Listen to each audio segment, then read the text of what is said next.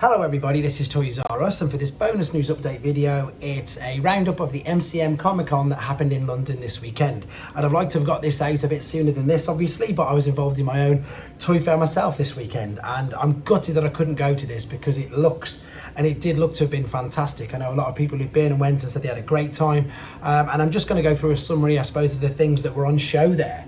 And the first thing, of course, was their block model of deathsaurus, which you can see there, looking fantastic. At the bottom we've got the blast effects, the mace, and the huge death bringing gun, and of course the throne there with the other stand that he's on. There's a comparison, I suppose, well, not comparison, a size comparison shot there. You can see that he's just as big as the combined form of Victory Saber, which is great. And again, you've got Victory Saber's stand there, the two Micromasters. I suppose it's showing you what you're getting. I agree in some aspects of what people are saying about the figure, that we are just getting the one. I don't know if they're going to throw anything else in at the moment. I mean, it's too early to say. The backing seems to be going really well, but you can see there the throne and all of the accessories that we know are coming out at the moment. Whether there'll be more or not, who knows. And again, just one quick final shot there. Now, I've also read and heard that we should have a painted version of this by the end of this week. So as soon as I see that or find that, I will of course let you and everybody else know straight away. Now, the other things they had on display were new Earthspark toys, and there we've got Shockwave in that rather strange walking tank alternate mode. Oh, we've seen that. And then there's just an abundance of other Earthspark figures here as well. So we can see Optimus Prime there.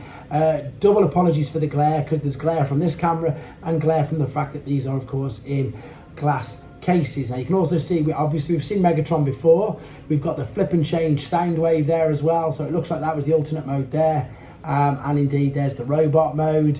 There's quite a few figures there as well. I think that might be Thrash. Apologies if I've got it wrong, but it was just again great to see all of these in the cabinet. So here's one particular cabinet where we've got some of the Velocitron figures. You can make out some Beast Wars reissues. There's loads of stamps on show as well, which again has been great. Obviously with the Royal Mail, we've got Robo Sen in there, we've got the Hero is Born set down there. It looks like they were changing the displays daily, to be honest, which I think again is fantastic. And then we've got a bit more details here of course, Legacy Evolution. So we've got Tarn there, we've got Leo Prime there. Oh, they said, yeah, Leo Prime as it in the robot mode.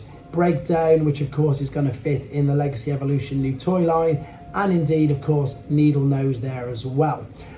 We've also got Scrap Hook and Hot Shot inside the packaging, like so.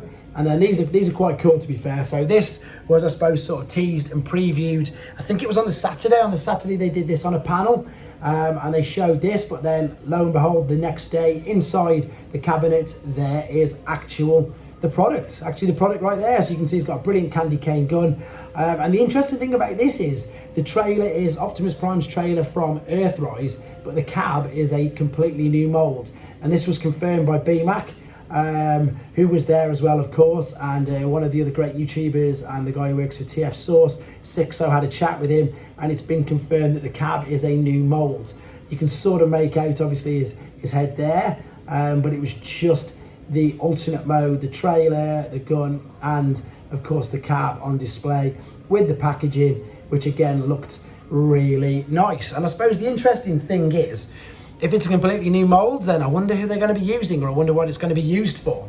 The other thing as well that they previewed was something that's been in the pipeline for ages. This is of course Generation Selects Magnificus, and again previewed on the one day, and then the very next day, there you go, inside the cabinet, actual in-hand images of both the figure and indeed the packaging. Have a look at the packaging. You can see it says Legacy Evolution on it now.